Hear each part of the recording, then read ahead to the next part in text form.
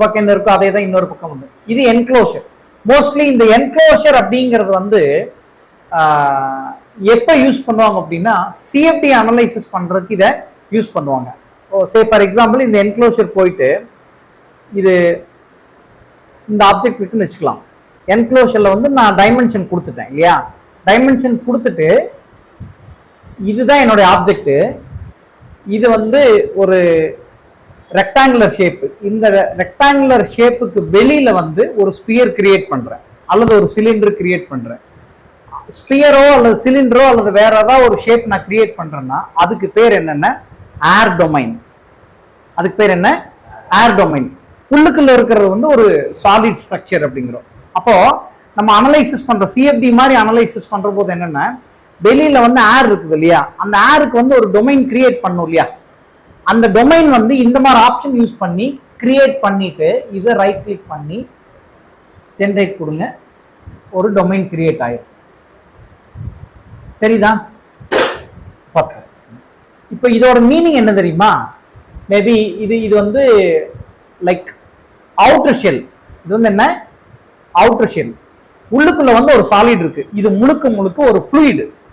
இது முழுக்க முழுக்க ஒரு ஃப்ளூயிடு அல்லது ஒரு ஏர் மீடியம்னு வச்சுக்கோங்க.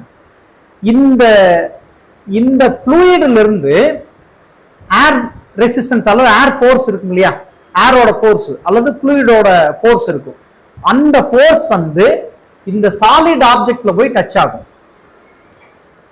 சாலிட் ஆப்ஜெக்ட்ல போய் டச் ஆகும். Maybe say for example fluid flow velocity maybe இந்த டைரக்ஷன் கொடுக்குறேன்னு வச்சுக்கலாம், டுவர்ட்ஸ் இந்த டைரக்ஷன் கொடுக்குறேன். இது என்ன ஆகுதுன்னா இந்த ஃப்ளூயிடோட ப்ரெஷர் போயிட்டு இதுல அடிக்கும் இந்த சாலிட் ஆப்ஜெக்ட்ல. அப்படி அடிக்கிற போது this will tends to deform.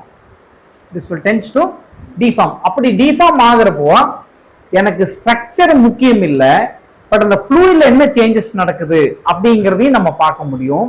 அல்லது எனக்கு ஃப்ளூயிட் முக்கியம் இல்லை, அந்த ஃப்ளூயிட்ல இருந்து போகக்கூடிய ஃபோர்ஸ்னால ஸ்ட்ரக்சர் வந்து என்ன டிஃபார்ம் ஆச்சு அப்படின்னு நம்ம கண்டுபிடிக்க முடியும். This is called fluid structure interaction. Fluid structure interaction. This is also called it as multiphysics. அப்ப ரெண்டு பிசிக்ஸ் இதுல இன்வால்வ் ஆகுது இல்லையா. ஃப்ளூயிடுங்கிற ஒரு மீடியம் இருக்கு, ஸ்ட்ரக்சர்ங்கிற ஒரு மீடியம் இருக்கு. அப்ப நம்ம வந்து இதுல ஒரு ஃபோர்ஸ் அப்ளை பண்ணிட்டு அது போய் இதுல இம்பாக்ட் ஆகிற போது what is stress and strain deformation அப்படிங்கிறது இது ஈஸியா கண்டுபிடிக்க முடியும். அப்போ இந்த மாதிரி அனலைசிஸ் நம்ம பண்ணணும் அப்படின்னா இந்த டூல்ஸ்ல போயிட்டு இந்த ஒரு சின்ன என்க்ளோஷர் அப்படிங்கிற ஒரு ஆப்ஷன் யூஸ் பண்றதுக்கு இந்த டூலை நம்ம யூஸ் பண்ணிக்கலாம்.